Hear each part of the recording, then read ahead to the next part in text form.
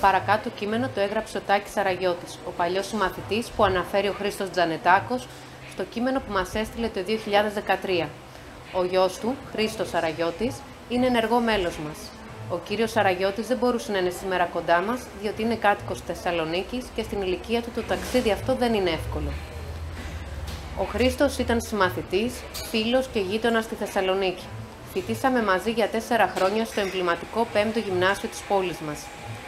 Από τα πρώτα εφηβικά μας χρόνια έδειχνε ότι τίποτα δεν θα τον κρατούσε στα όρια της μικρής μας χώρας.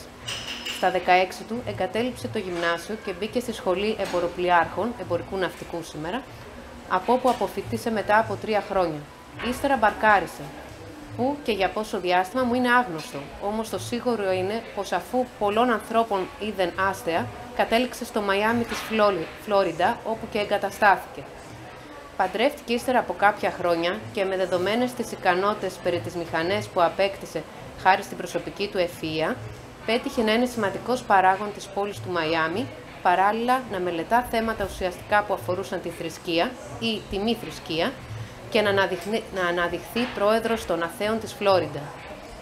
Το 2002, όταν ο γιος μου, ο Περικλής, αποφοιτούσε από το Πανεπιστήμιο της Ουάσιγκτον, είχα μία επικοινωνία μαζί του και με προσκάλεσε να τον επισκεφτώ σε μία νησίδα του Μαϊάμι, όπου διέμενε. Εκεί μου ανέλησε τις μελέτες που έκανε πάνω σε θρησκευτικά θέματα, τα οποία τελικά ασπάστηκε και στράφηκε προς τον αθεϊσμό. Ακολούθησε, όπως μου εξήγησε, την εξέλιξη του αθεϊσμού από την αρχαία Ρώμη μέχρι το Μεσαίωνα, την αναγέννηση και το διαφωτισμό, αλλά και μέχρι σήμερα κυρίως στην Ευρώπη. Ο γιος μου Χρήστος, όταν του μετέφερα τις απόψεις του για τον αθεϊσμό, ενδιαφέρθηκε για αυτές και από τότε είχαν κάποια αραιή επικοινωνία.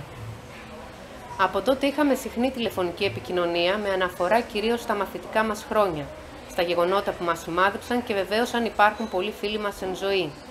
Του ανταπέδωσα τη φιλοξενία όταν με επισκέφθηκε στη Θεσσαλονίκη 2 φορές, μία φορά πριν από 10-12 χρόνια και άλλη μία πριν από 5-6 χρόνια με τη σύζυγό του, Άλις, μια σεμνή γυναίκα με καλούς τρόπους που μιλούσε λίγα ελληνικά. Κατά τη δεύτερη επίσκεψή τους, όταν κατέβηκαν για πρωινό, διαπίστωσα με έκπληξη ότι η συμπεριφορά του Χρήστου προς την Άλις ξεπερνούσε τα συνήθεια όρια ευγένειας και του είπα «Μπράβο ρε Χρήστο, παραδέχομαι ότι είσαι ένας ιδανικός σύζυγος».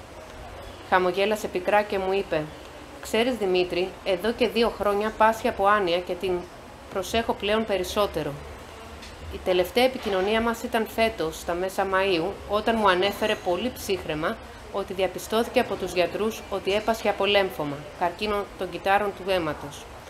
Οι πιθανότητες επιβίωσης ήταν περιορισμένες και για περιορισμένη χρονική διάρκεια. Έτσι, μετά την πρώτη χημειοθεραπεία, αποφάσισε να μην συνεχίσει την αγωγή και να ακολουθήσει ανακουφιστική αγωγή. Η κόρη του Γεωργία μας μετέφερε το θλιβερό άγγελμα του θανάτου του στους 29 Μαΐου. Αυτός ήταν ο Χρήστος ο Τζανετάκος, που η φυγή του από τη ζωή ήταν γενναία όταν άκουσε από τους γιατρούς πως οι ελπίδες για την περαιτέρω ζωή του ήταν ελάχιστες. Ας είναι ελαφρύ το χώμα της πατρίδας που θα τον σκεπάσει. Τάκης Αραγιώτης, 14 Ιουλίου 2019.